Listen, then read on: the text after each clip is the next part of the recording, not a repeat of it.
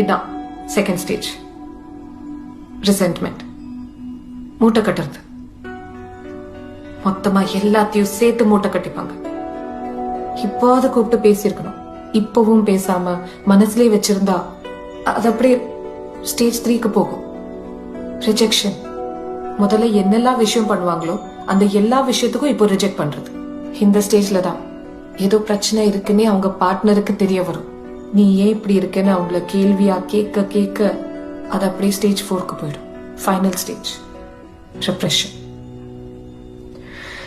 இந்த வாழ்க்கையே வேணான்னு வெறுத்துடுறது. நிறைய பேருக்கு என்ன பிரச்சனை இருக்கு இப்ப புரியுதா? ஆனஸ்டி யார் எவ்வளவு முக்கியம்னு. அப்பப்போ நடக்கிற விஷயத்த அப்பவே பேசி முடிச்சுக்கலாம். பேசி புரியலாம், என்ன பண்றது? இங்க என்ன தெரியுமா பிரச்சனை?